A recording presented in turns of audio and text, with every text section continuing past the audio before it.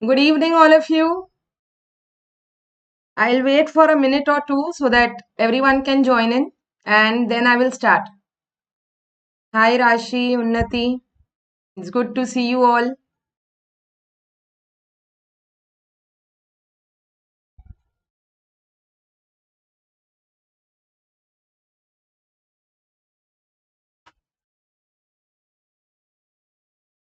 Let's just wait for our friends. I hope you all must have definitely revised what we did yesterday. So, till the time we are waiting for everyone, if any one of you have any doubts up till now, whatever you revised, if still you haven't understand any point, just let me know. Once everyone joins in, then we will start discussing. We'll first revise the concept and then we'll discuss all the doubts. Hello Dipesh, hi Rajkumar.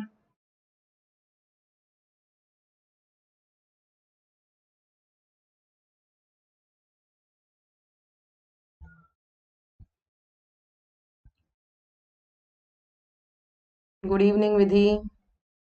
Hello, good evening Krishna, Harsh.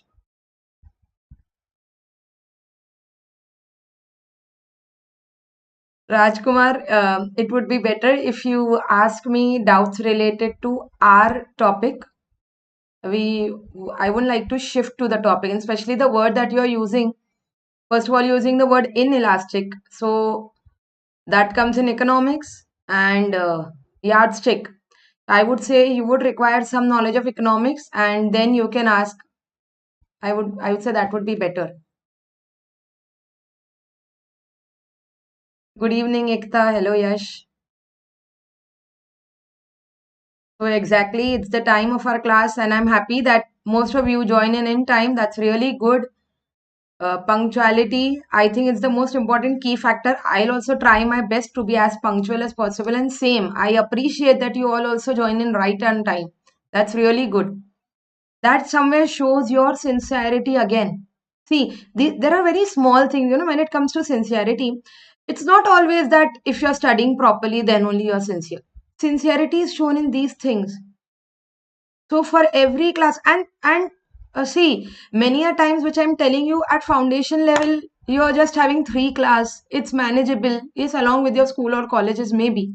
Later on, we have to develop that habit because at our inter levels, final levels, we'll have to sit for 5 classes or maybe 8 classes if you're giving group both the groups together. So at that moment, right now, you have to be prepared that I should be able to sit even for 8 hours or 10 hours.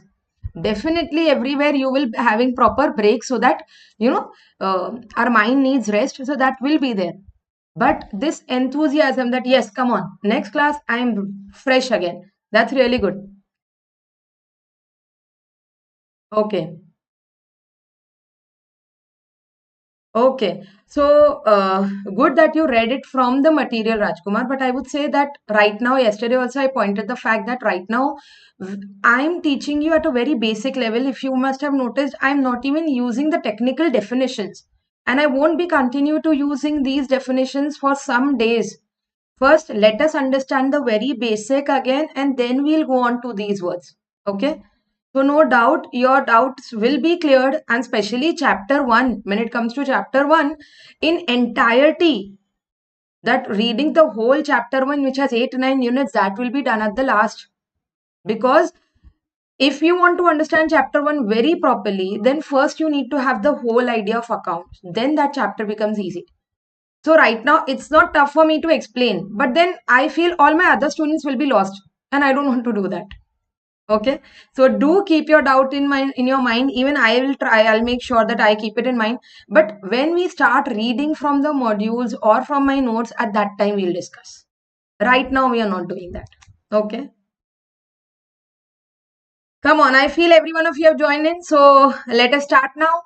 Now I hope you all are sitting with your notebooks, your pens, your calculators, and sitting upright and ready for today's class.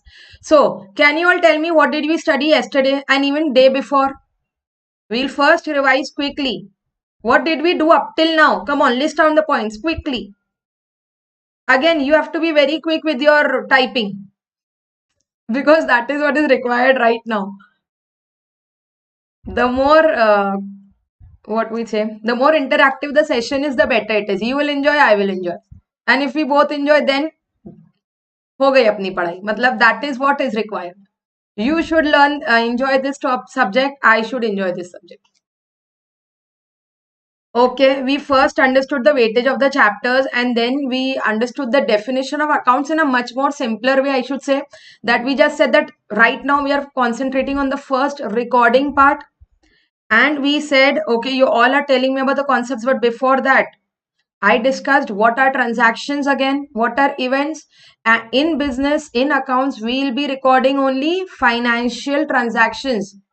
What are financial transactions? Those which changes the financial position of the business, as well as it can be measured in terms of money. If both the conditions are satisfied, it changes the financial position and it is capable to be measured in terms of money, then you record in the books of accounts, right? Yes, very good. And then we said events are the results of transactions. And yes, Unnati is correct that when we were talking about financial statements, I roughly discussed with you that in case of financial statements which we have at foundation level, let me now come up to our point, which we have at foundation level is the profit and loss account, which I told you is the statement of financial performance, and balance sheet, which is a statement of financial position, right? There is cash flow statement and notes to accounts, but we don't have at our level, so we'll not discuss much. And when I talked to you about balance sheet, I told you that it is the statement of assets and liabilities. So liabilities and assets. And then we had also discussed quickly that what are assets, what are liabilities in a very layman language. Whatever we own, whatever assets are those which we own, from which a benefit is receivable, and even our receivables, if we can sell and receive some amount or any benefit is receivable, then it is our asset. And liabilities is what we owe to someone. And now slowly today we'll come on to just business. Like yesterday when I was giving you example of assets, I told you jewelry, I told you your own house. But now slowly we'll coming up to business. Also I introduced the word capital, and we read that capital is nothing but the amount invested by owner in the business, right? So yes, we understood. We also discussed users of financial statement. Very good, Krishna and Rajkumar. We said that there are internal and external users of financial statements, and later on we'll be, in our whole discussion during the subject, we'll be understanding many things. How the internal users we had discussed a bit, but what about the external users? How they read the financial statements? What decisions do they take from the financial statements? Slowly, steadily, we'll be able to understand all those points. Yes, then we came upon business entity concept and money measurement concept, wherein in business entity concept we said that the business and the owner are two separate persons as per accounts.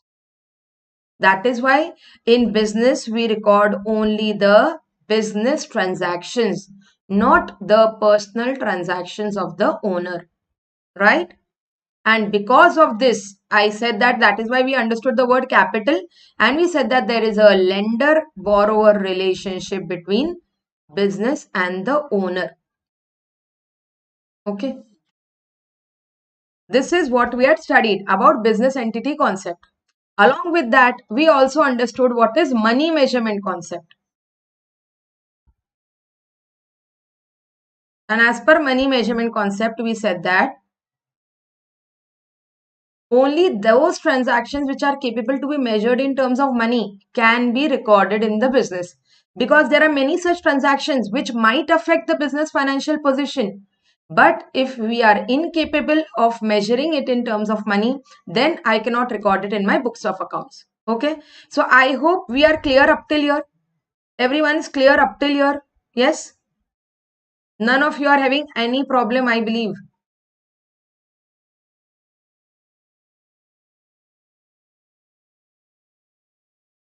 Okay then.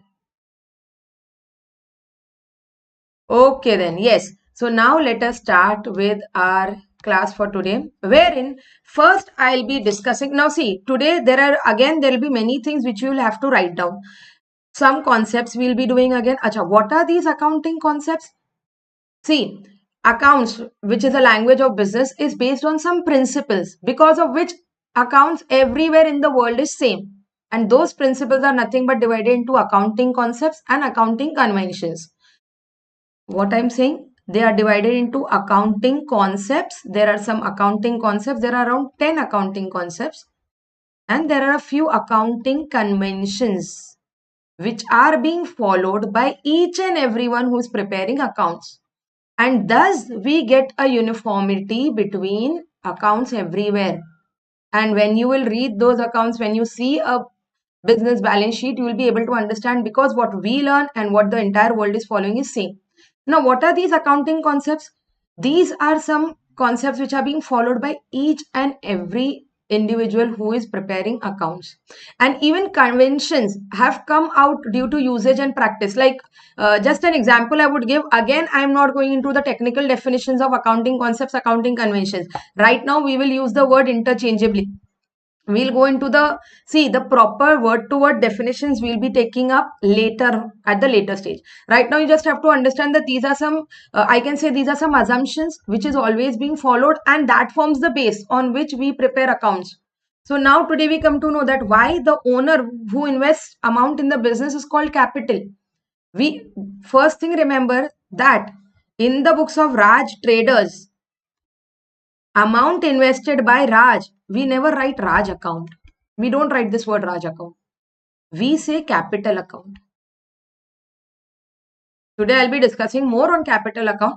Up till yesterday we said that it is also one kind of liability. I used that word. That capital also becomes one kind of liability because the business Raj traders will have to pay this amount to the owner later on. There is an obligation to pay. The business will have to pay amount back to the owner. However, then we use the word liabilities separately also. Why is this so? These liabilities are nothing but outside liabilities to whom I will have to pay. I have no option. Ma'am, now what are you saying today? I am saying that yes, definitely the business Raj Traders has an obligation to repay the amount back to Raj, which is called capital. But, and it is a kind of liability, but we don't use the word liability so often for Raj. For capital, we say rest are our outside liabilities, because finally a person who is doing business, he invests the money, but there is a risk factor, right? He can earn profit or he may go into losses also. Okay, so the business, yes, definitely it should pay back the amount, but in case if the business doesn't work properly, there is a chance that the business might not be able to pay to Raj. Yes, are you all getting me what I'm saying? These all things I'm talking practically, but do let me know if you feel that, ma'am, what's happening, we are not able to understand. Please do let me know, okay? Up till now, I'm getting all yes, so I believe you all are able to connect with me. Now, so there is a risk factor that it is possible that we might not be able to pay back the amount to Raj because of losses in our business, right? But can you tell this to all your other payables? What I want to say is all your other liabilities might include, let's say, loan taken, or to your suppliers from whom you had bought goods. I use some words today. Today we'll be understanding a lot of words and its definitions, and along with that we'll come on to the recording stage today. But right now I'm just saying that you bought goods from your suppliers on credit. Now I used this word credit. Credit in simple Hindi, if I say, means udhari. And again, I'll say in English, credit. See, there are two types of transactions. One are cash transactions, and another type of financial transactions are credit transactions. What are these? Come on, start writing with me only. I remember that I have told you the point accounting concepts and conventions, but I've mentioned that these accounting concepts and conventions will be introduced to you in due time with respect to the topic. And right now, even if you don't know the definition, it's okay. You can just assume that they are just some principles which are laid down on which the accounts are prepared. Okay, so that point is done. Now I'm coming on to the point that in case of transactions, there can be some cash transactions, there can be some credit transactions. What are these? Cash transactions are those where there is immediate settlement. I am using a word immediate settlement. I did not say that cash transactions are those where we receive cash or we pay cash immediately. Please, there is a difference. Ma'am, what is the difference? Say, just for an example, let us assume I have Mohit, I have Harsh and Yash I have used in my examples. I have Unnati, Dipesh. Okay. Let us assume Mohit has to pay to me. I am supposed to receive from Mohit 50,000 rupees. Okay.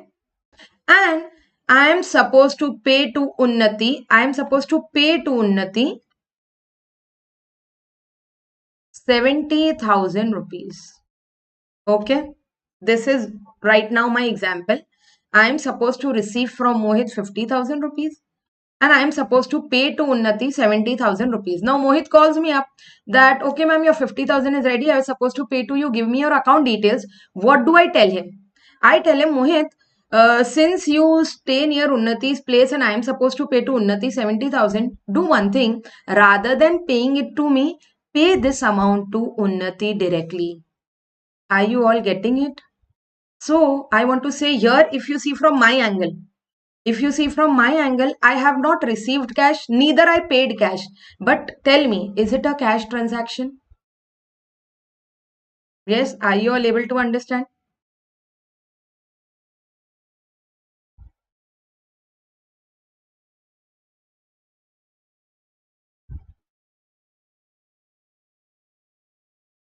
Sure, anyone who feels no, not able to understand, please don't hesitate to ask me. Again, I'm getting the answers. Yes, I'm happy to get those answers, but still, if in any case you feel, ma'am, and definitely things will be repeated. But what I wanted to point out is many a times a student feels cash transaction means where cash is coming or going, or maybe cash and bank. Okay, so maybe cash and bank, but that's not the only thing. Here also settlement has happened. Though I did not receive cash, neither did I pay cash. But settlement happened. So wherever there is an immediate settlement, it is called a cash transaction.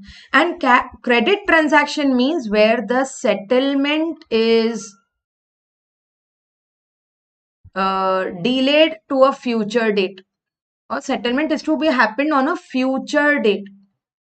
On a future date. If the settlement is at a future date, then they are called credit transactions. Now, first of all, let us see the link. How did we come up to cash and credit transaction? Because I was discussing about the suppliers here, if you remember. I was saying that liabilities. Loan is a liability which I have to repay. Even to my suppliers, if I have bought goods from them on credit means where I've purchased goods from them, and I'm saying that what is the meaning of purchase, what is the meaning of goods, everything we will do today. So all my science students, if you feel you're not able to understand, you can definitely please ask me there and then. But yes, all those words which I'm using, I know that since I have not introduced in the class yet, I will be introducing. Okay. So goods I purchased from my supplier on credit means I told them, give me the goods today, I'll pay you after 1 month. And this is very common in business. So first of all, did you understand cash transaction and cash credit transaction? Cash transaction where the settlement happens immediately. So they are called cash transactions, whether you paid, you received, or there is some kind of settlement that has happened, or the obligation to pay has finished. Okay, and credit transaction is where the settlement will happen at a future date. Okay, now what we were discussing was this. So I hope everyone has even noted this down. Dipesh, I know you have not come in my example, you will be coming. Okay. Now, I've taken loan from Dipesh. See, now what happens, what I was discussing right now is that I told you that capital is also something which the owner has to repay back, which the business has to pay back to the owner. But why don't we call it a liability as such is because the other liabilities, whom I use the word liabilities, I will have to pay even if I'm going into losses. So suppose I started my business with some amount of my own and some amount I borrowed from Dipesh. Okay. Now, in case my business goes into loss, can I go and tell Dipesh, "Yaar, you gave me money, I invested in my business, but my business went into losses, so I cannot pay you. Is this allowed?" Will Dipesh say, "Oh, okay, your business ran into losses. Okay, don't pay." Will this happen? Tell me. Yes.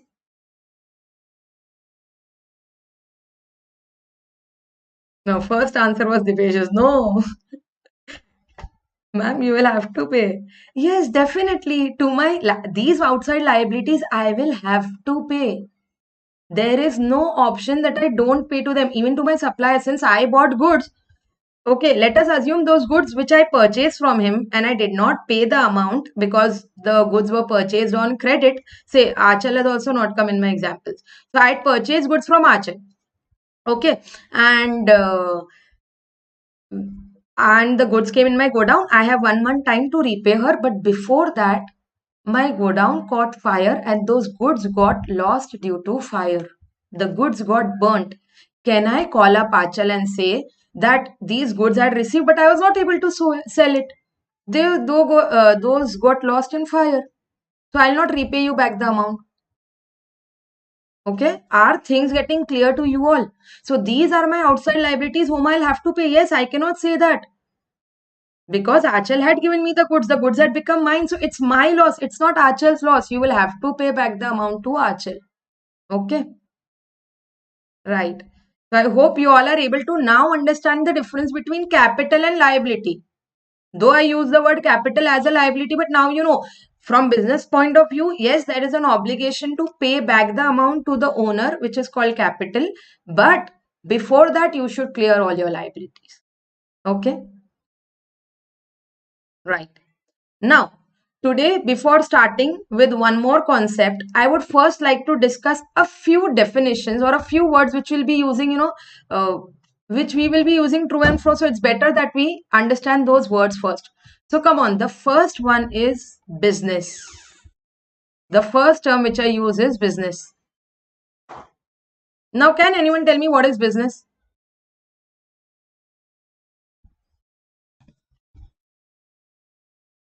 What is business?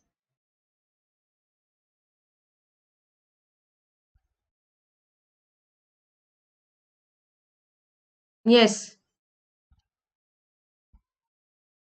come on, type. Whatever comes in your mind. See, even I am talking about a very layman and a very normal definition we are discussing. I told you we'll not go into a technicalities. Okay, so I business is an economic activity, state of being busy. Okay, you guys are giving me the technical definitions. Okay.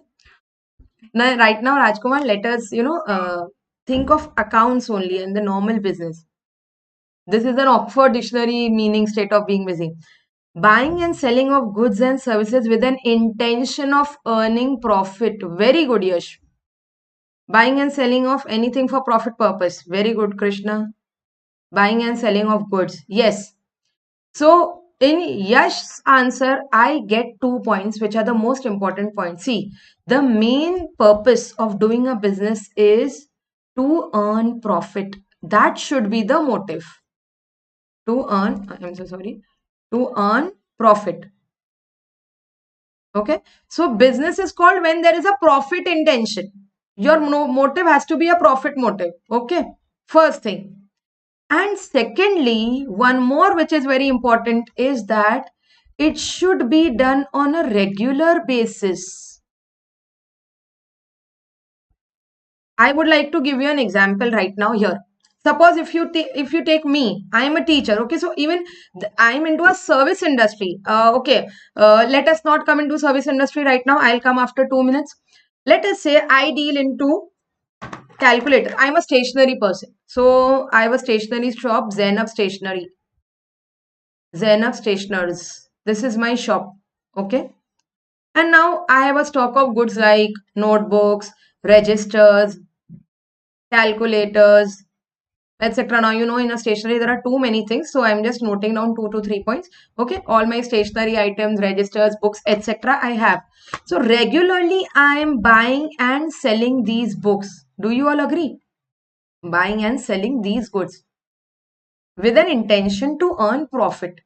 Now, today, since I had a printing I had a printing facility also at my shop, and today I sold my printer at a profit of let's say 1500. Today I sold my printer at a profit of 1500. Can you say that this is the main profit from business? See, understand that. Acha, let me just change the example a bit. Today I sold my printer which was at my home. So this is my domestic home printer which I sold. Later on I can relate to business also, but I don't want you all to get confused. That is why I'm saying. So I had a printer which at my home which I sold, and still I was able to earn a profit of 1500. But can I say that I do business into printers? Can I say that I am a business person because yes, I earned a profit, there is a profit motive? No. Profit motive will come only when you are regularly doing that activity. So you are regularly buying and selling goods, then it is a profit. So today, one day, yes, very good, Dipesh and everyone who's answering. Yukta, too good. Mohit, everyone. So since sometimes if you sell and even if you're earning a profit or a loss, that doesn't mean you are doing business. Business is something which has to be done regularly. And yes, in business, since I used the word service, I'll want to explain you that now business can be of three parts. It can be a trading business. What's happening? Just a second. Why I'm not able to take it. It can be a trading business. Trading means you just buy goods and you sell goods. It can be a manufacturing business. What is manufacturing? What is manufacturing?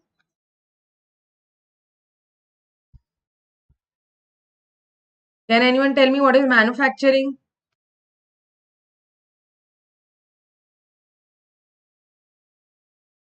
Raw materials to finished goods, yes.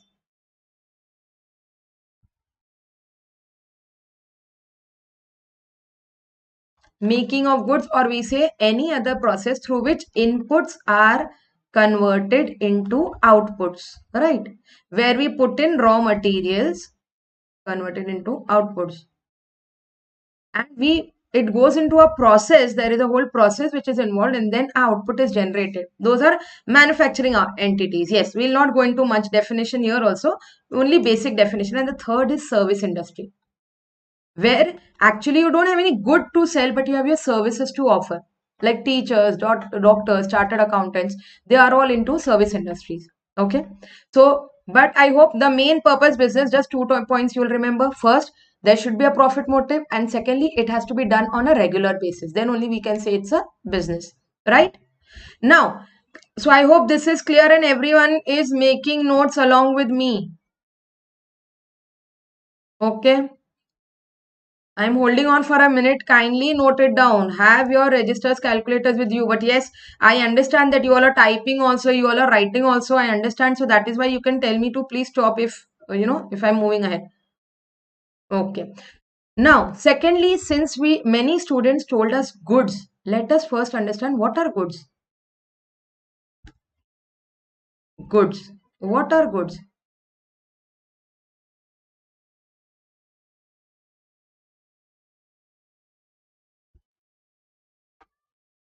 Yes.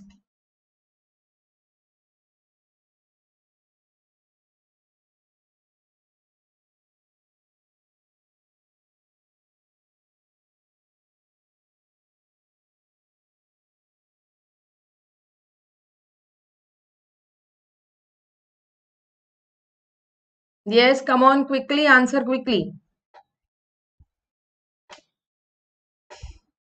See, in my class, I'll force you all to think. Now you all will feel, what, ma'am? Now you're asking about goods.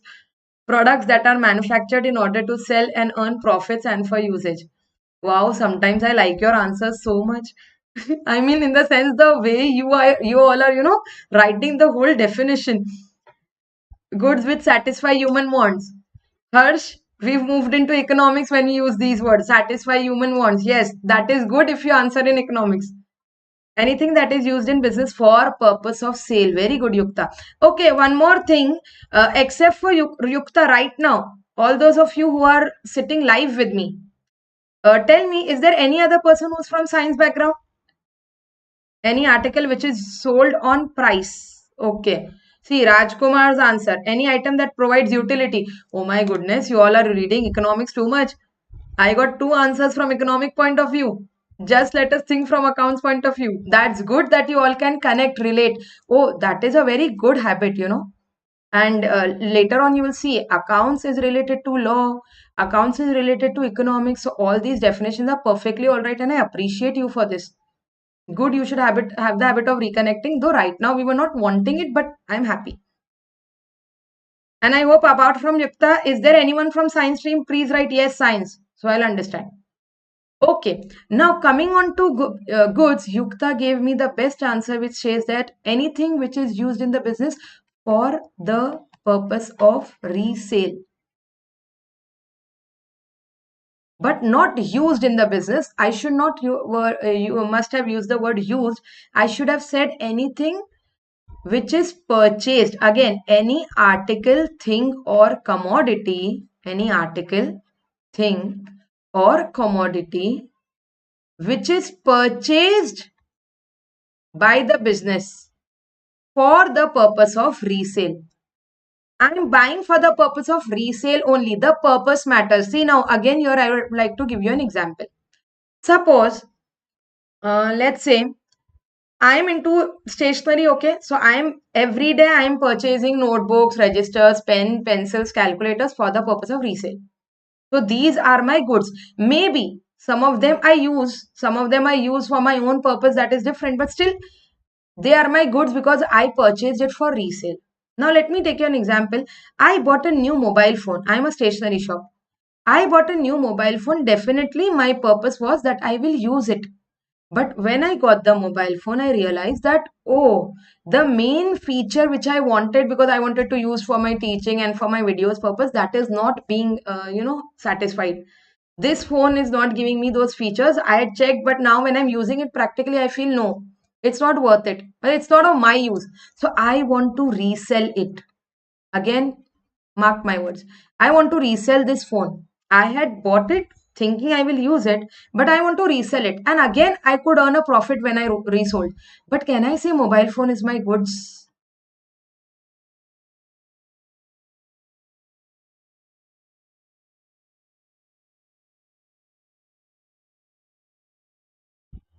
Yes. I cannot say mobile phone is my goods because when I purchased, my purpose was not to resell. I didn't like it, yeah, whatever reason it, my work was not done, so I resold it. Okay, so goods are again those articles, commodities, things which are regularly traded by the business. Traded means which are being purchased by the business mainly for the purpose of reselling. Okay. Transactions we've understood, business we've understood, goods we've understood. In transactions we understood cash transactions, credit transactions.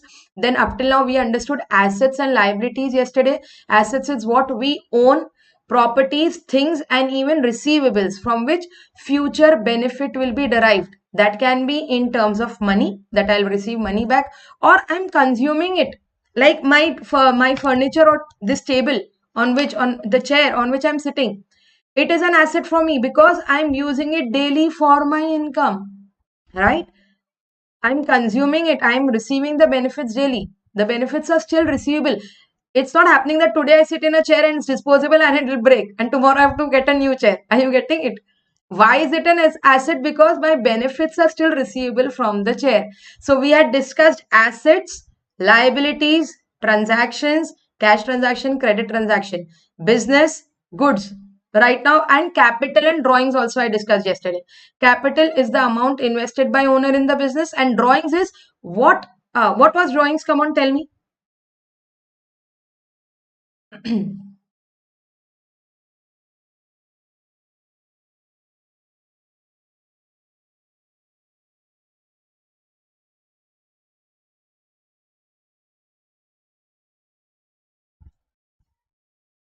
Yes, what was drawings?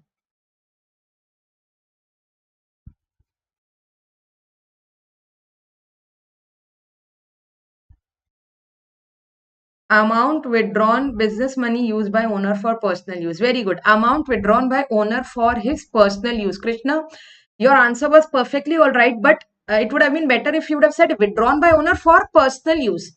Because many a times he can withdraw amount from bank, he can withdraw cash from bank for business use itself. Okay. So the word personal use is important. We are taking up amount or goods taken by owner for personal use from business. See, all of you are writing right answers, but I am just filling in the gaps that what word was missing. So withdrawal of assets by the owner. Yeah, okay, yes, that can also be said, but withdrawal of assets from business, use that word. If any item of business I am using for personal purpose, it is called drawings. I see, definitely I know that all of you are answering correctly and you've understood it well. But later on, in case, sometimes if you are supposed to write or we want to explain to someone else, then at that time I'm just trying to make you all perfect.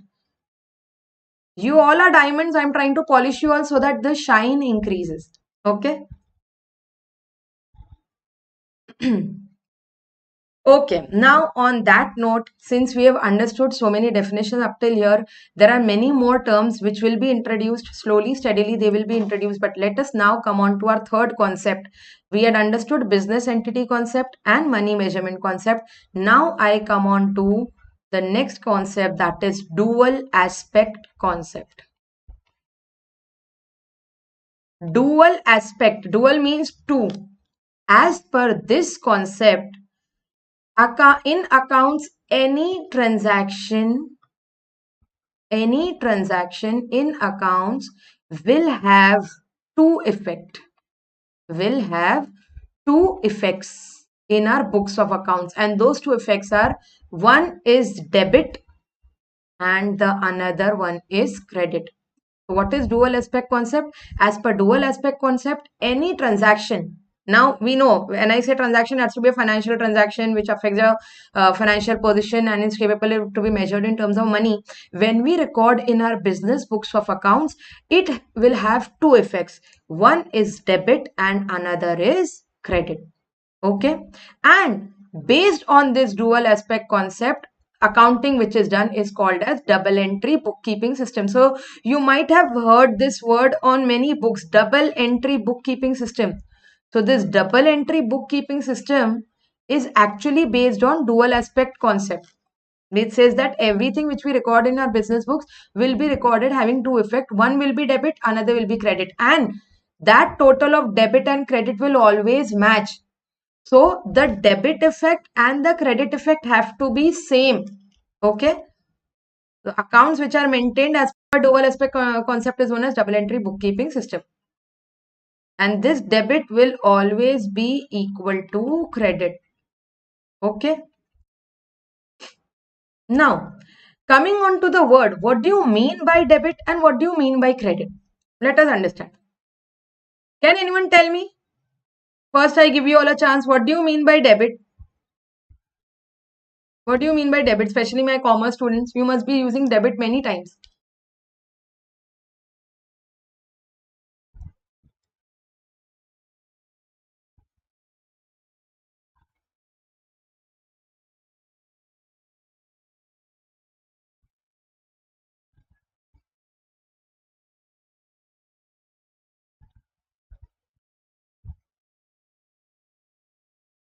Yes. Can anyone tell me the meaning of debit?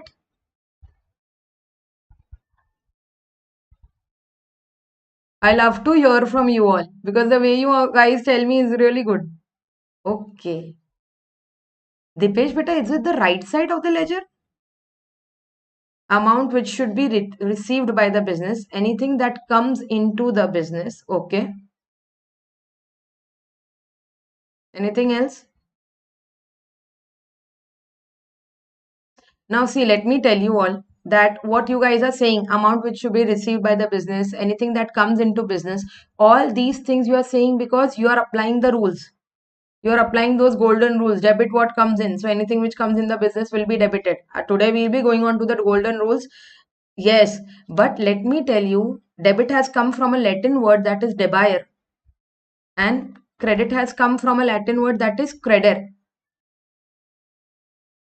Now, why I am telling you this is because of this, in short form, debit we use the word dr because of deber, and credit we use the word cr because creder. Okay, these are Latin terms. As per Latin words, deber and creder has a meaning. I am not even writing the meaning. As per the Latin term, deber and creder has a meaning also. But in accounts, we shifted and we wrote the word, we changed this word to debit. And we changed this word to credit, though short form we use DR and CR. So many a time the child asks me, why debit is written DR? There is no R. So that R has come from debit. Okay, what I want to come to the point is, as per English, debit and credit as such should not have any meaning. There is no meaning. It is just that in accounts, Yukta, I hope now you stay with me. I mean, all of you should do. But Yukta, in accounts, any account is made in a proper small t format, and as per t, the left hand side, this is the left hand side, the left hand side is the debit side, and the right hand side is the credit side. So we said that in dual aspect concept, every transaction which we record in our books of accounts should have two effects. One is a debit, another is a credit. I would say debit and credit as such has no meaning. Yes, I know there are many different ways to explain, but best is there is no meaning. I'll come on to this point again a few minutes later on. And left hand side of the account is called debit, right hand side of the account is called credit. Okay. And as per dual aspect concept, the total of debit and the total of credit should always match. Now, why this Latin words came into picture is because if you want to know the father of accounts, yes, it's okay, Dipesh, no problem. The father of accounts, anyone knows who's the father of accounts? Anyone knowing who is the father of accounts?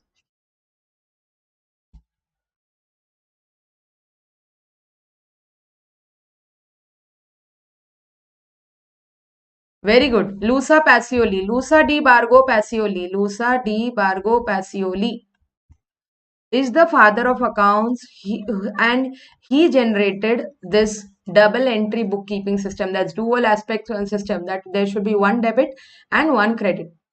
So we call him as the father of accounts, and since he was from Italy, so those Latin words are being used. Okay, so this was just for your knowledge. I don't think on CA Foundation anyone can ask you about this, but you all should know, since we are learning accounts, of who's the father of accounts. So he generated this double entry bookkeeping system, and as per this, the total of debit and the total of credit should match. Now, one more point I'll be coming on to. Because of this, an accounting equation was developed.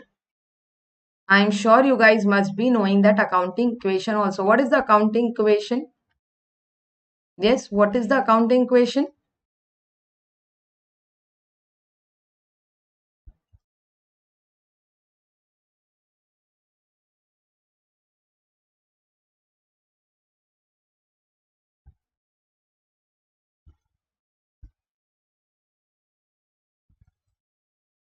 Tell me the accounting equation, please.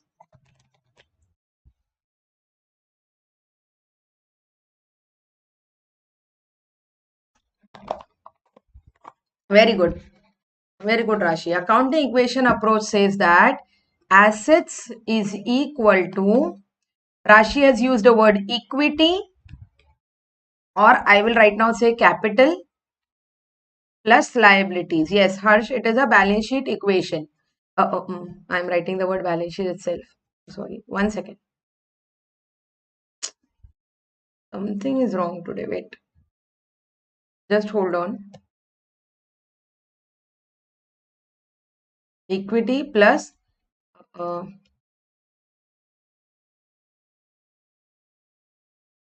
1 second, I don't know. Equity or capital plus liabilities. Okay. Right now, you can just write in your notebooks that accounting equation is assets is equal to equity plus liabilities, or asset is equal to capital plus liabilities. Please just write it and keep it like that. I'll come on to this point some time later. Right now, I will be telling you that as per double entry system, now we know that there is one debit and one credit. So now let us understand there are actually two ways of accounting. There are actually two ways of accounting. Okay, are you all with me here? One person is using balance sheet equation. So my science friends might be feeling, what is this, ma'am? Suddenly now Some terms are coming up which I don't know. Everything will be discussed. Okay. Now I'm coming, and I'll come on to this equation again. But before that, now I'm coming on that in accounts, when we record, there are two ways of recording, or there are two ways of classifying an account. One is the traditional approach. I believe maximum of you, all the commerce students, must be knowing traditional approach. As per traditional approach, we classify the accounts into two. One is personal accounts and another are impersonal accounts. And under impersonal accounts, again you have real account and nominal account. Real account and nominal account. What these are, we will be discussing, but since that our accounting equation should not be left, like that unattended, so I would say the another approach is accounting equation approach. And with this accounting equation approach, we have now made a modern classification of accounts also. What is that? I'll explain after I discuss the traditional approach properly. So as per accounting equation approach, there is actually modern classification of accounts. And now from now on, you must have seen I write A/C. This is the short form of account. Okay. So I'm just telling you that there is an accounting equation approach where we classify accounts as per a modern way, and there is a traditional approach. So right now, since most of you know traditional approach, definitely I'll discuss that. Then we'll go on to the modern classification of accounts. Okay. So now, since I don't have space here, I'll write properly again. So as per traditional approach, now start writing with me. As per traditional approach,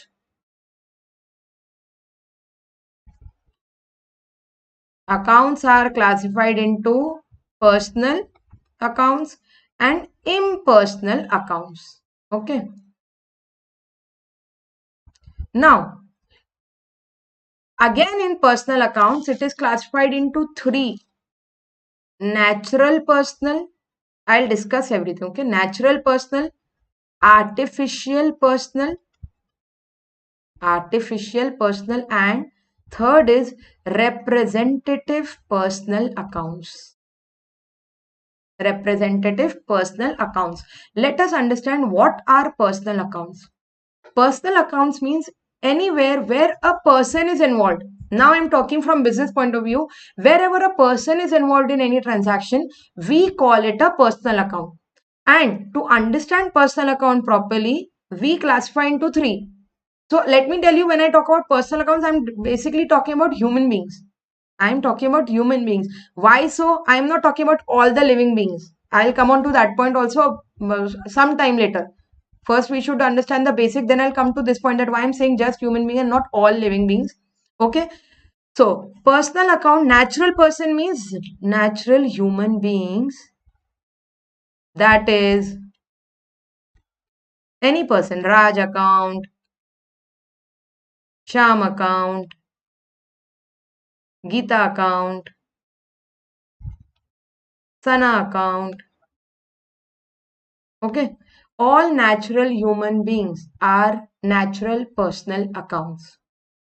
Is there any doubt up till here? Any doubt up till here?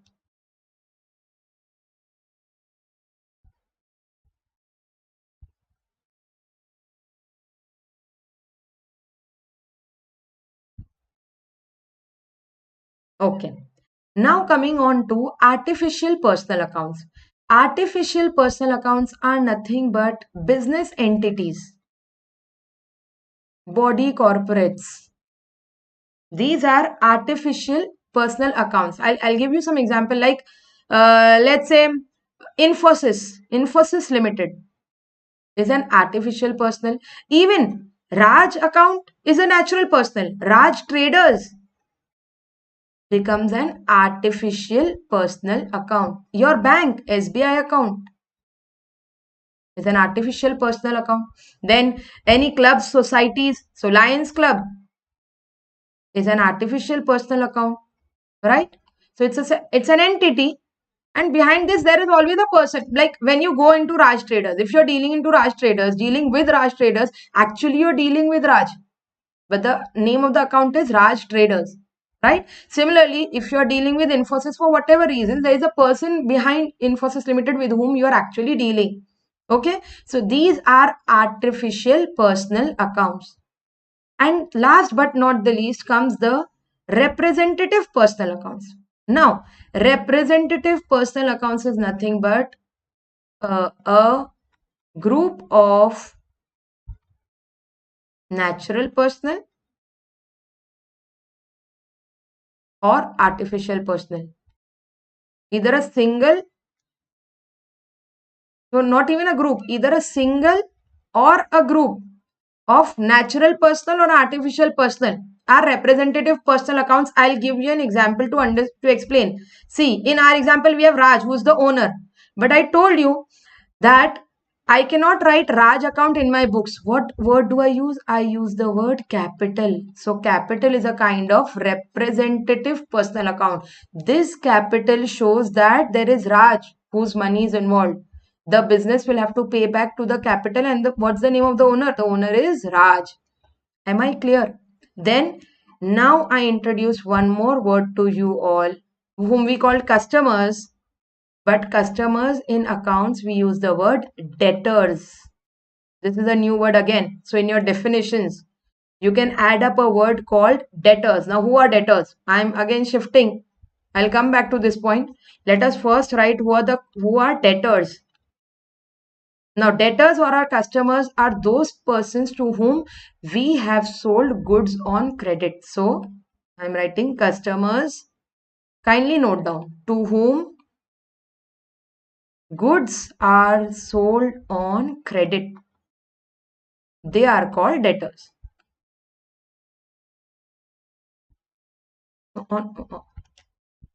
On credit. Goods are sold on credit. They are called debtors. So see, now you can understand that in this debtors list, there are many people to whom I've sold goods on credit. I've sold goods to Vidhi, I've sold goods to Unnati, I've sold goods to Yukta, I've sold goods to Krishna, I've sold goods to Dipesh. All these people from whom amount is receivable since goods are being sold, they are called debtors. So debtors later on technically are also known as trade receivables. These are different terms which will be used. So I'm just introducing these words: trade receivables, account receivables. Okay. These are different words which we use instead of the word debtors. But do you understand that debtor is an artificial person? It is a representative personal account, because in debtors there are many natural persons. There can be some artificial persons also. Natural and I have to pay to Raj. I have to take amount from Raj traders. So even that forms as receivables. Okay. Am I clear? Am I clear? And anyone having a doubt on who are debtors again? Kindly let me know. Similarly, there is a word called creditors. Creditors are nothing but our suppliers. Now, again, creditors or suppliers are those. So, creditors are basically our suppliers from whom goods are purchased on credit. From whom goods are purchased on credit. Keep noting down. Now we know the meaning of credit. This is not that debit credit wala credit. Huh? This is our credit transaction where settlement has to happen on a later date. See, you will ask me that, ma'am, what about those suppliers to whom we paid cash? See, to those suppliers whom we paid cash, will they come in my books of account? No, I've purchased goods and I've paid them cash. So, okay, I'll come on to those words. So, goods are coming. I'll write the entry purchase. Okay, these words also I'll come later on. Right now, I just want to say that I'll not note down the name of those people to whom I've already paid, because then there is no, I would say there is no lane then left. No. Today, if you do some work for me and I pay you, then should I write your name in the books? I'll not write in my notes, because neither I have to pay you money, neither I have to receive money. I paid you and I got the benefit also. Here only those people's name are coming to whom amount is yet to be paid. Are you guys getting it? So from whom goods are purchased on credit? Ma'am, can we say debtors are the persons who owe to business and creditors are the persons to whom the business owes? Yes, you may say that. Yes, you may definitely say that. But why do I write the word whom goods are sold on credit, or why do I write the word trade receivables, Rashi? So you are correct, you are not wrong. But I want to say that suppose I have given a loan to Rashi. Let us take an example. I have given a loan to Rashi. Loan to Rashi. Now, again, your definition fits in here that, okay, Rashi owes to business, right? Rashi owes to business. But we don't use the word debtor in that case. See, I am doing business. I am not into finance. But you are my friend. You came for a loan and okay, I could give you. So I supported you. I gave you a loan, right? I gave you a loan, but I'll not include your name in my list of debtors because amount receivable from you is not from business point of view. Yes, you will be shown in my business assets that amount is receivable from you. I'm just saying that I'll not include your name in my list of debtors. Am I clear, Rashi?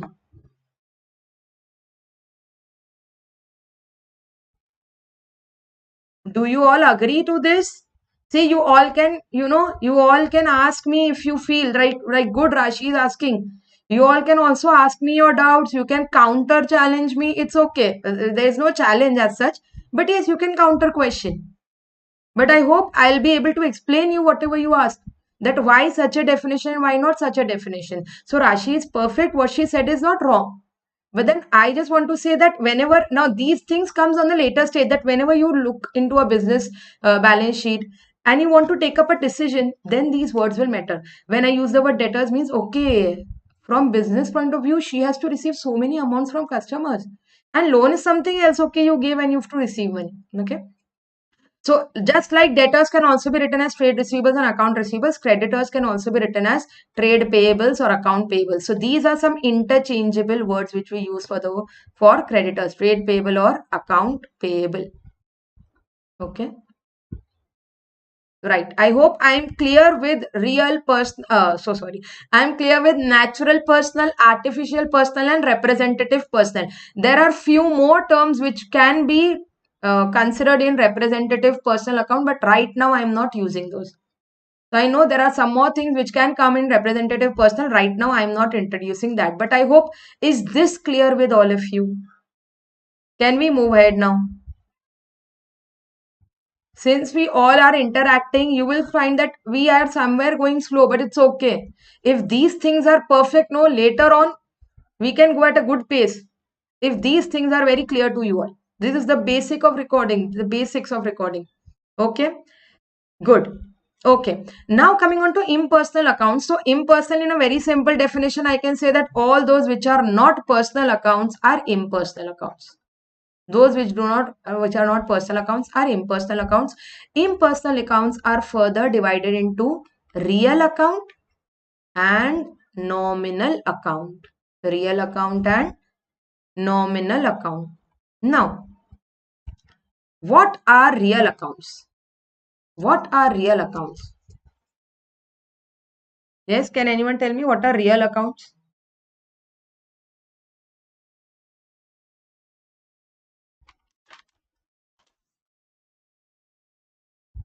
Can anyone tell me what are real accounts?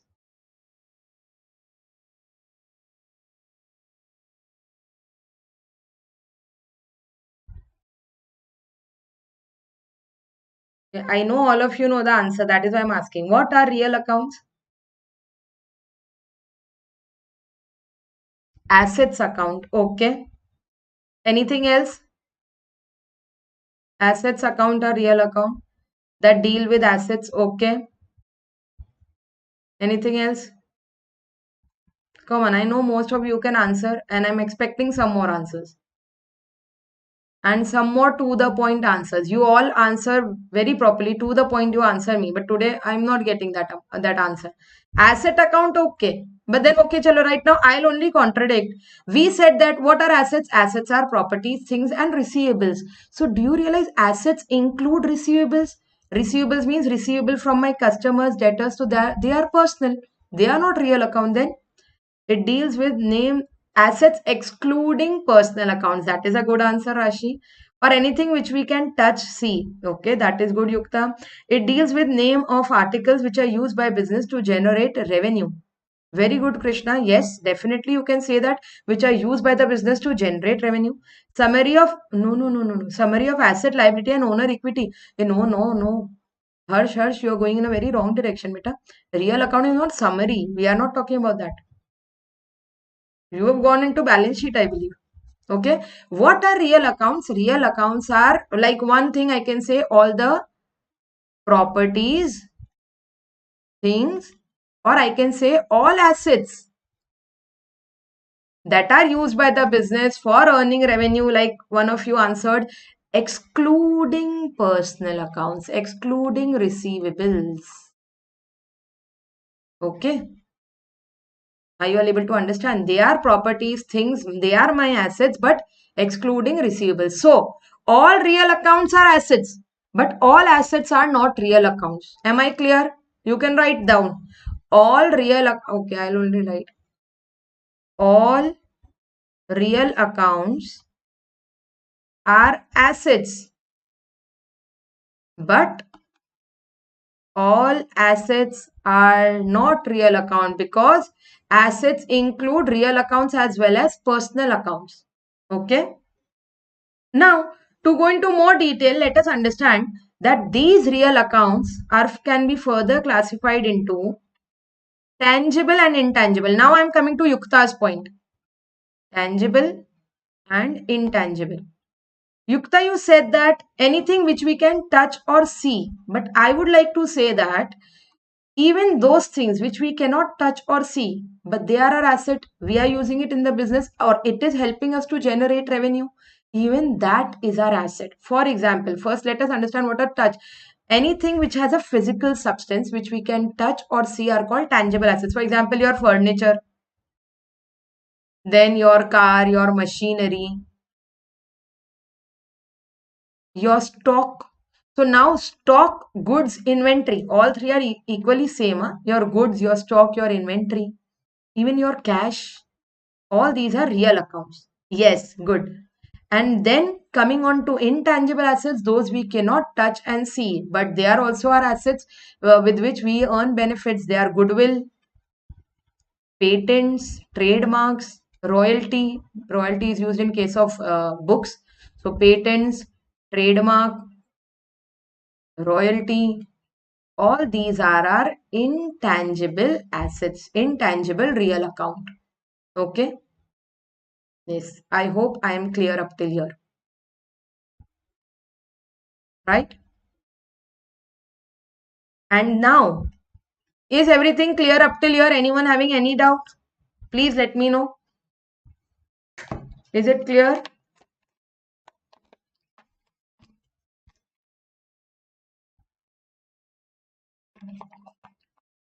Yes, even copyrights. Okay, good. Now coming on to nominal accounts. Come on, quickly tell me, what are nominal accounts? You all must be knowing this. You all must be knowing this. Nominal account.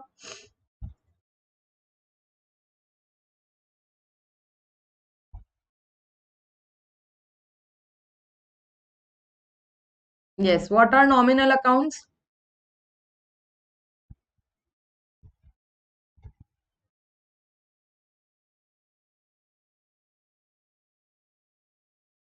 Which cannot be seen but can be measured in terms of cash. Namesake or namesake.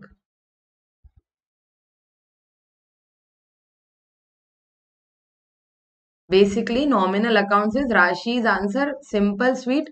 All are expenses, losses, incomes, and gains are our nominal accounts. Can you explain me namesake for a minute? When you all said namesake, what is namesake? Can you repeat the of all assets are real accounts, but all real accounts are not assets? Yes, I said Rajkumar that all. No, I said ulta. I said all real accounts are assets. See, it's written here. All real accounts will be assets. But all assets are not real accounts. I'm sorry, I did not write the word not. All assets are not real accounts because assets can be real accounts and they can also be some personal accounts. Artificial, natural, or representative. It can be some personal accounts also, like your receivables. Receivables are personal accounts. So all real accounts are assets, but all assets are not real accounts. Okay. So Vidhi says that for namesake means temporary items. But right now, I would say a better thing is to say is that nominal accounts are all our uh, expenses, our losses, our incomes and gains. Okay. Now, let me come on to, first of all, a hairline difference between expense and loss. Can anyone tell me what's the difference between expense and loss? How, ma'am? Okay. See, if I tell you that I have to receive money from Deepesh, I have to receive money from Deepesh. I have given a loan to Deepesh, I have to receive money. Tell me, is it my asset or my liability?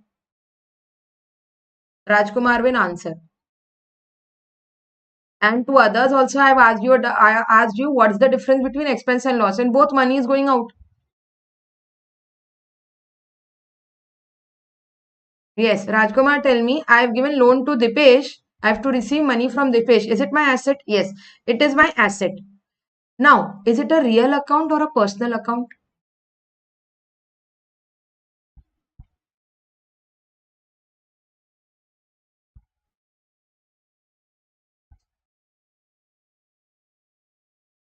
Is it a real or a personal account?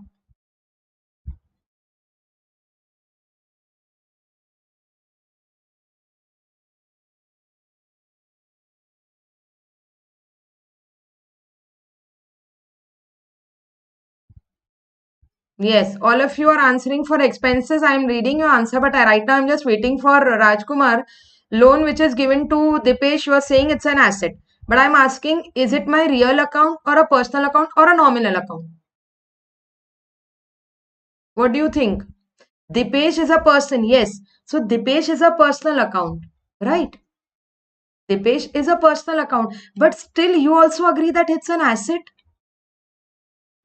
That is why I'm saying that assets can be personal account also.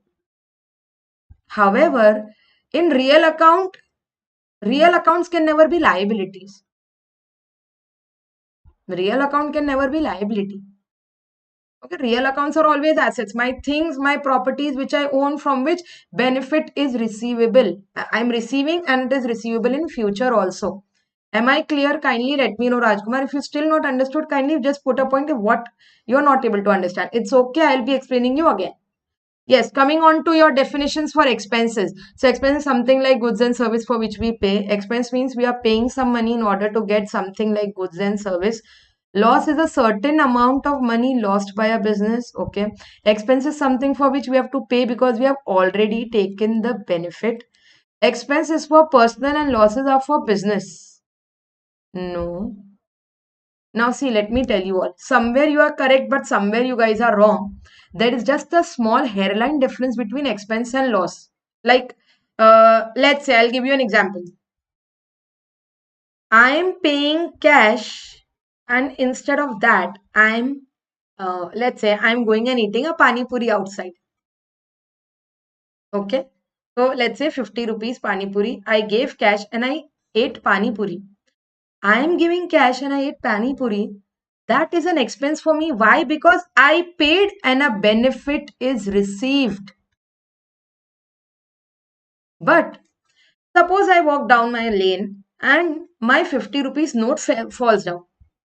So here also cash is going out, same 50 rupees. Okay. I lost 50 rupees, 50 rupees is gone. But here in case of loss, no benefit is received. Am I clear? Am I clear? There's just a very small difference. Expenses is where you paid, where cash has gone out, but you received a benefit out of it. And losses where something went out, you paid. That is why you don't use the word paid. Cash has gone out, but we did not receive any benefit. That's why we say loss. Okay. And incomes and gains, I would say incomes. Okay. There's also a word. called as revenue, but I would say revenue plus gains makes incomes. What is income? Is whatever benefit I am receiving on paying my expenses. I use that benefit to generate income. Let me tell you what I said. Let me repeat what I said. I'm saying I pay some of my expenses, like I'm paying to my maid for cleaning this area. Okay. Then I'm paying electricity bill because today, just imagine if the electricity was not on, would that this class be helpful to you all? No, because you will not be able to see the teacher's face. Okay. So I'm paying salary, I'm paying electricity, I'm paying rent. All these expenses that I'm paying, I'm receiving benefit, and all these things I'm using in my business to earn revenue. Okay. So what is revenue or income? I'm using my expenses, I'm using the benefits to gain something. And and simple example is I'm selling my goods and I'm receiving money. I'm providing my services and I'm receiving fees. All this forms part of revenue, which are happening in a day-to-day business. Revenue is again what I regularly I do. And gain is like I sold my mobile for profit, that is a kind of gain for me. Sometimes I do not regularly, but it is a kind of gain. Okay. So I hope you all have understood. Nominal accounts are my expenses, losses, incomes, and gains. Now, with this, okay, is real personal nominal understood by you all? Anyone having any doubt here? Because now I would like to shift towards a point somewhere. I know there are golden rules of accounting. There are rules for real personal nominal debit credit rules. We'll do that. Today itself we'll do. But before that, I want to go on to a point. So tell me, is everyone clear up till here? Any doubts up till here? Kindly ask. Okay, good. Now, since we were discussing financial statements and I had told you about profit and loss and balance sheet, I know many of my commerce friends must be aware of it, but I would want that a small discussion I should do on the balance sheet and statement of P&L to understand a few things. See, from the starting, we have been saying that accounting is done so that we can communicate information to the users of financial statements. We use this word, to the users of. So now I'm not using the word financial statements, is the main word, financial statements. And we said that financial statements is nothing but it contains two things. One is the statement of profit or loss, statement of profit or loss, and another is a balance sheet, which is the statement of our assets and liabilities. Correct? So, do you all agree with me? And Yukta, please listen to this carefully. In our statement of profit or loss, how do you come to know that have you earned profit or loss? It is through comparing your income and comparing your expenses. When you compare your income and expenses, you come to know have you earned profit or if you have gone into losses, right? So if the income is more and the expenses are less, then you have profit. What is profit is nothing but excess of income over expenditure. Income is more, expense is less. The difference is income minus expenses, profit, right? And here I said income is nothing but revenue plus gain. Similarly, when I'm using the word expense right now, I mean expense means expenses and losses both. So can I say that profit and loss account contains nominal accounts? Profit and loss account contains nominal accounts. It compares my income and expenses to tell me whether there is a profit. Yes, there can be a loss also. Vice versa, opposite, there can be a loss. Loss means where expenses are more and income is less. Possible. It is possible. This is business. There can be profit. There can be loss. Then you have balance sheet. And in balance sheet, you have your assets and you have your liabilities. Now we discussed that all are, again coming to that point, Rajkumar, all real accounts are assets, but all assets are not necessarily only real accounts. Assets can be real accounts also, and they can be my receivables. That means they can be my personal accounts also. Do you all agree? Whereas coming on to liabilities, liabilities are always personal accounts because the business owes to someone. Business has to pay to someone. So whatever name I use, there is some person who is involved. It can be a natural person, can be an artificial person, can be a representative personal. But I have to pay to someone. Okay. And along with this, since I told you that capital is also from business point of view an obligation to pay, we write capital on the liability side. And now coming on to dual aspect concept from where we started, finally our statement of balance sheet, that is our statement of assets and liabilities, should match. This total should match. My commerce students must be knowing that how much satisfaction we used to get when our balance sheet used to get tallied, right? Okay, before this I would like to come to this point. Finally, what do you think? Yukta will answer to me. This profit which the business is earning, tell me, whom should it belong to? Where should this profit go?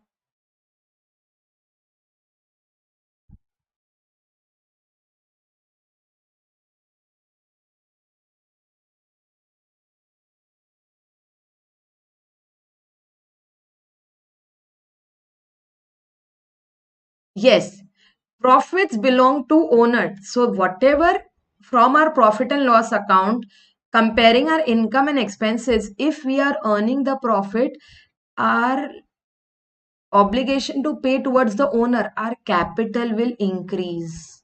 We will have to add profit. Yes, I hope all of you can understand. I'm asking Yukta, but it's for every one of you. So with our capital increases because of the profit, because whatever we are doing, it belongs to the owner. Similarly, if there is any loss, then because of loss, you have to remove from the capital account. Okay. So even the losses will be borne by whom? The losses will be borne by the owner. So profits are added in the capital, losses are subtracted from the capital. And now I can say that word equity which we were coming. I think Vidhi or someone, Rashi used the word equity. So equity is basically capital plus profits. Because capital generally we use amount invested by the owner in the business. But then when you add the profits or when you deduct the losses, after that what is left is called equity. There is one more word called net worth. We'll go on to those words later on. Am I clear? Is this part clear? And Yukta, have you understood the basic financial statement? So I always used to say that finally this is a kind of report card. There is a lot to be done before to come on to this point, to come on to this point of P&L and balance sheet. But today you can just understand that profit and loss account is nothing but it's a statement which tells me how my total incomes are, what are my total expenses, and am I earning profit or loss. Also, if you have, and I'm sure you guys must have revised yesterday, I told you that it is prepared after a period of time. It is a period statement. Performance always we judge after a period. Whereas balance sheet, that is a statement of financial position, changes and it's as on a particular date. Yeah, what is equity? See, equity, capital, net worth, owner's fund. Equity is nothing but, simple terms, equity is owner's fund in the business. Whatever the amount which belongs to owner in the business is called equity.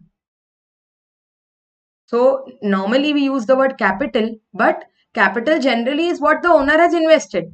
Now, every year the business is performing, that owner is doing, definitely is doing hard work in the business, and whatever the profits are there, it belongs to the owner. Whatever the incomes are there, it belongs to the owner. Whatever the expenses have been done, that is being borne by the owner. Finally, the total amount which belongs to the owner is called equity. Yes. Is it clear? Yash, Yukta, Rajkumar? So, capitals along with profit. But again, remember, when I add profit, I should subtract loss. Or remember, profits can be negative profits or positive profits. You remember that ways. So it's not always that profit will belong to owner. Losses will be borne by the by the business itself. No, even the losses will be borne by the owner himself. Okay, right. I hope I'm clear up till here. Good. So we understood that finally we are doing dual aspect concept, wherein we then came on to traditional approach where we said real, personal, nominal, and now you all can see one thing, that the statement of PNL account, the statement of PNL account is nominal account, is nominal account, because it just shows income, which is nominal account, and expenses, which are again nominal account. Whereas balance sheet just shows real and personal account. Even here, you can check on this side, there is capital, which is personal, liabilities are also personal accounts. Am I clear? Okay. Am I clear up till here? Can we move ahead? These 2 3 classes you will feel, then it will be, you once you understand all this base, then you will be so smooth in accounts. These things are small basic things, but then after these I'll be able to use words fluently. Right now sometimes when I use a word, then I'm confused, do you guys know the meaning or not? Okay, good. So today, before we end, we'll learn the golden rules of accounting. Come on, I know all of you know these golden rules of accounting, especially commerce people. We've understood this real, personal, nominal accounts. Tell me, now we are coming on to the golden rules of accounting as per traditional approach.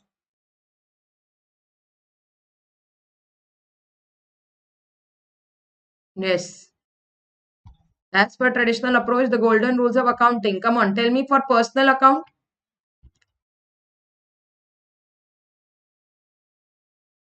What is the rule for personal account?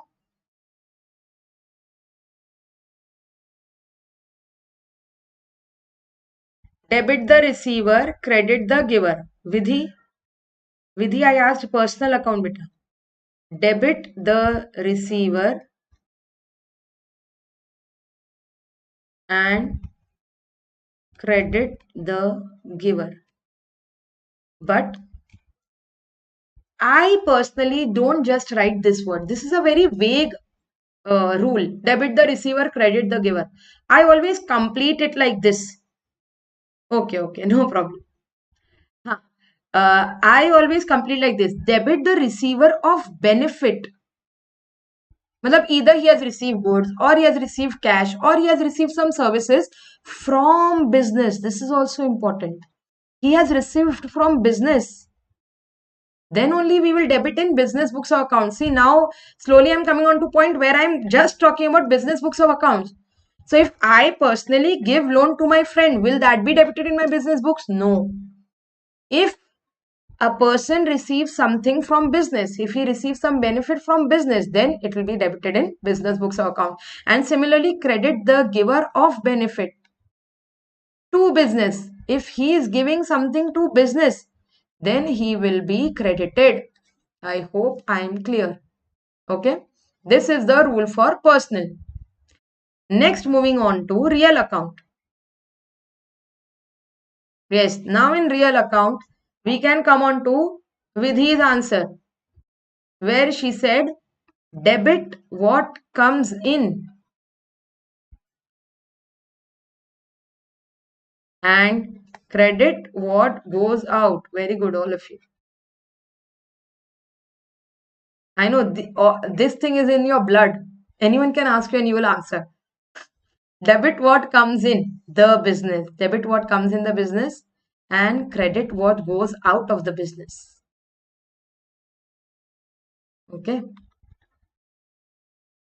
And then last but not the least, coming on to our nominal account. What does the nominal account say? What is the rule?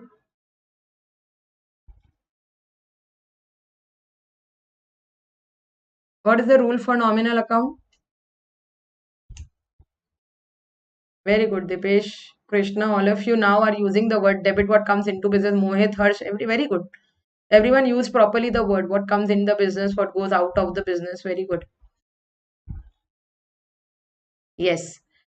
Nominal account says debit all expenses and losses of business. Again, all expenses and losses of business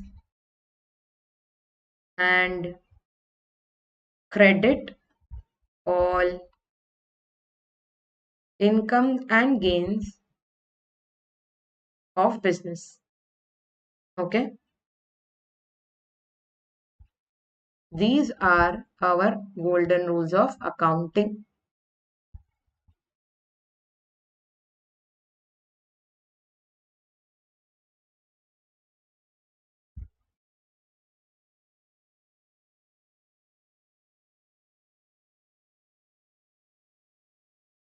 Okay, I hope if it's clear up till here, let us take a few examples so that now what we will do, see, today though there is not much time left, I'll just take a few examples. In the next class, we will be discussing the recording stage, journal entries we'll be passing.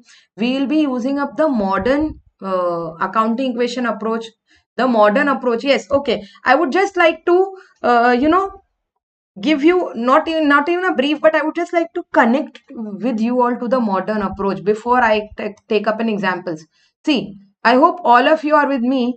If you can look at this screen again, you saw that finally what I can see in my financial statements are there are 5 things which are required in the financial statements. That those are income, expenses, capital or equity, liabilities and assets. Do you all agree? Debit all names of expenses, losses, and reduction in income. Very good. Dipesh has answered, and reduction in income also, and credit the games income and reduction in expenses. Actually, Dipesh, that when you use no reduction in expense, that becomes the modern approach. That becomes the modern rule. And slowly, steadily, I'll be coming on to that only.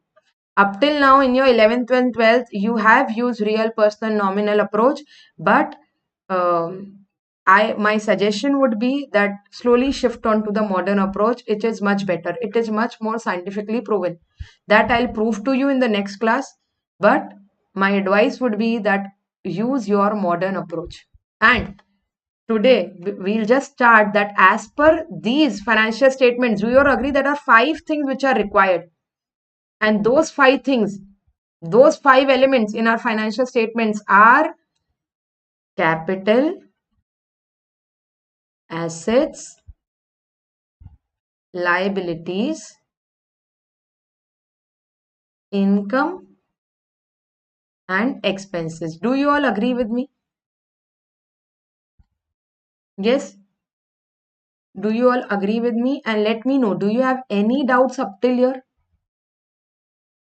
This is just the base which I would like to create before I start with my next class on the next day. This is just the base which I'm wanting you all to know, that we finally ended on the point that we said that there are 5 elements in a financial statement: capital, asset, liability, income, and expense. Right? Good. Okay. Now, since today we've learned real personal nominal accounts, let us just take a few examples before I actually conclude the class. Are you all ready with me?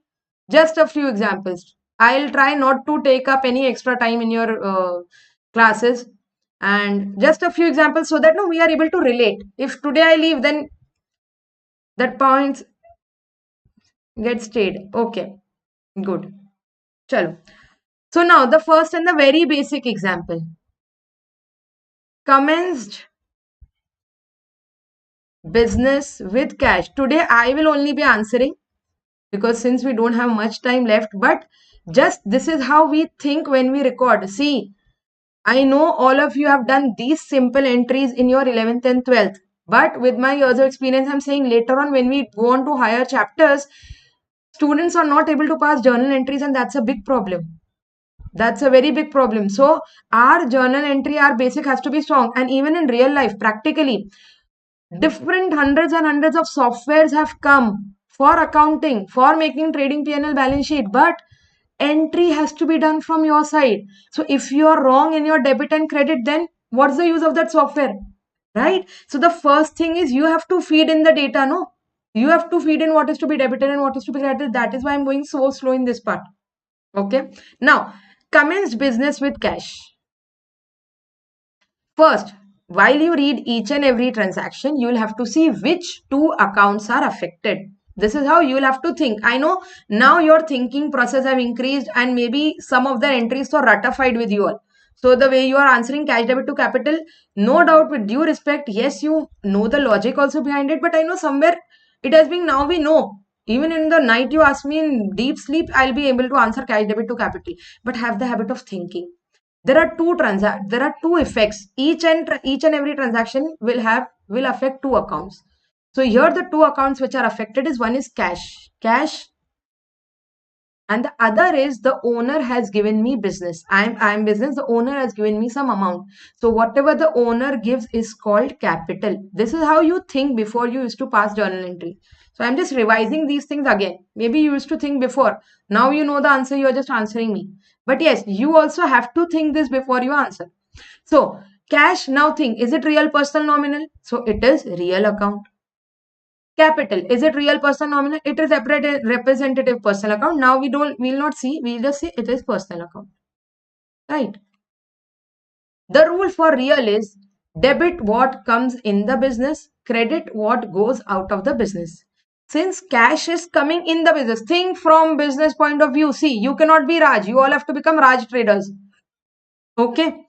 Because if you think from your personal point, you gave cash, but no, you have to think from business. In accounts, many a times I'll be using the word I means always business. Even when you are doing questions, take yourself as business and then think of the entries. So cash is a real account, debit what comes in, that is why cash is debited. Capital is a personal account, debit the receiver, credit the giver. Here is the owner receiver or giver? Owner is a giver, that is why we credit it, giver. Cash is a debit what comes in, right? Am I clear? Okay. Similarly, if I say machinery purchased,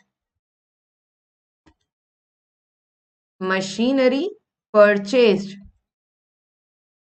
when I say machinery purchased, so there are two accounts again. If I'm not mentioning anything, definitely I must have paid cash. So again, there are two accounts. One is machinery, business position changed because the machinery has come. That is an asset for me. That is a real account. And cash has gone out. Cash is also a real account. Yes. So debit what comes in? Machine comes in the business. That is why it's debited. Cash is going out of the business. That is why it is credited. Okay. Whenever you see a transaction, you will be thinking of the two effects and then we will be writing debit, credit, real, personal. Slowly, yes, we will be moving fast. But right now, I would like to go at this pace. Okay, before I end, one last thing. I know it's already time. 1 minute is up. One last thing, because since this word purchased came, see, when we talk about purchases, there are two things. Or when I talk about assets, there are goods or stock which are assets, right? Goods, stock, inventory, and there are all the other assets like furniture, machine, etc. Other assets like furniture, machine, etc. Now, whenever these goods or stock or inventory, whenever these goods are purchased, rather than writing goods account, rather than writing stock account, rather than writing inventories account, what word we use? We use the word purchase account. However, except for this, whenever you purchase a furniture, you will write furniture account. Whenever you purchase a machine, you will write machine account. Whatever. Except for goods or stock or inventories, if you purchased any other asset, you write it furniture account or machine account. Am I clear? Am I clear? Will you remember this? So you write the respective assets account. Respective asset name you write. Okay.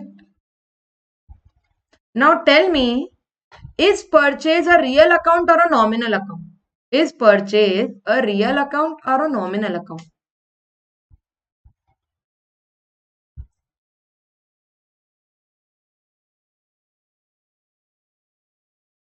What is purchase? Is real account, nominal account? It cannot be personal. That is why I'm not giving that option. Okay. Nominal. Okay. I want answers from all of you. Last question of the day. I'm concluding after this. Nominal, okay.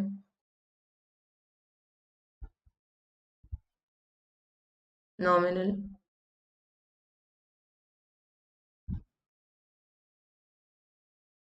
okay. Now both. What is inventories? See, inventories is just another name called for goods or the stock. Whatever we are dealing in, those are called goods or stock. So instead of goods and stock, we can also use the word inventory. Okay, just another word used. Nominal and Rashi asks real question mark. Now see, before I answer this, I would just like I told you the difference between expenses and losses. Expenses is what we pay and a benefit is received. Losses is amount has gone out but a benefit is not received. Now, if I want to ask you distinguish between expense and asset, what is an expense and what is an asset? Like right now, I'm purchasing goods. There also goods are coming in, and no, that's not an example of expense. In fact, so difference between expense and asset. First of all, expense and asset. Both the cases there is an outflow of cash. Do you all agree with me? Quickly, quickly. We don't have time. In case of expense or in case of asset, both the cases there is a payment. There is an outflow of cash. Do you all agree? Yes.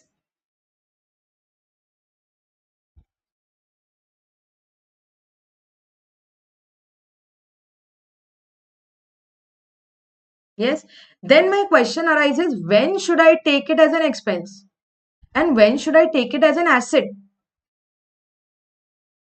When should I take it as an expense and when should I take it as an asset?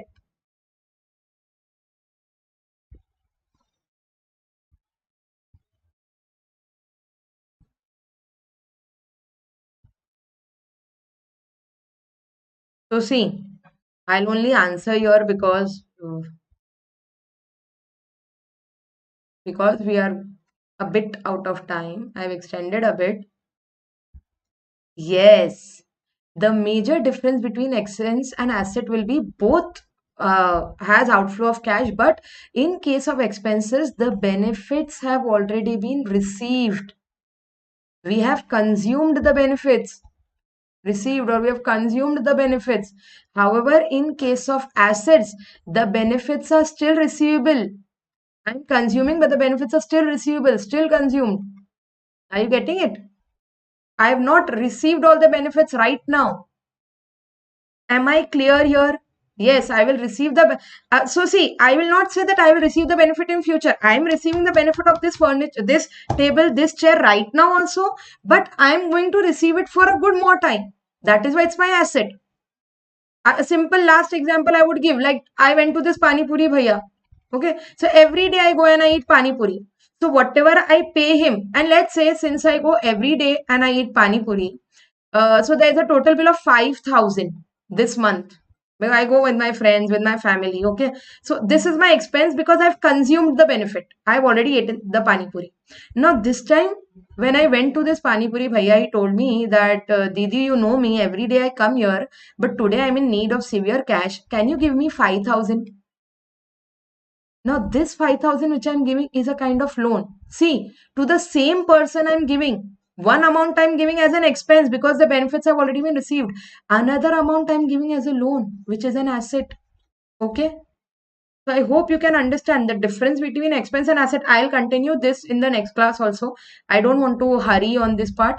So these things we will continue before we start with our next class. But just you can know that expenses are benefits which are already received and assets are those where there is outflow of cash flow but the benefits are still receivable. Now coming on to that point. So are purchases real or nominal? In 11th, you guys were told it is nominal, but they are real accounts. Why? Because the stock or goods is with me. I will receive the benefit when I sell those goods.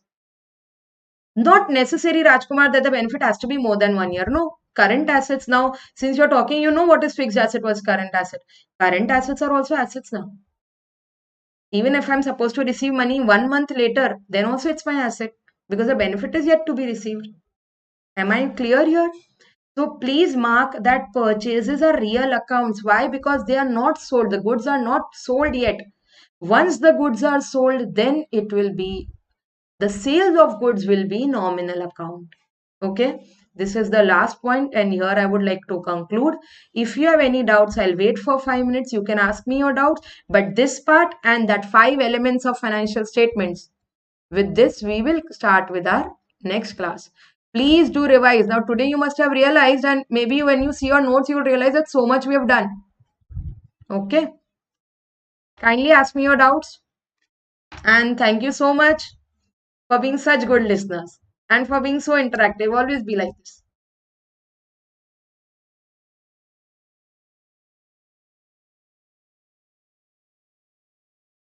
Okay.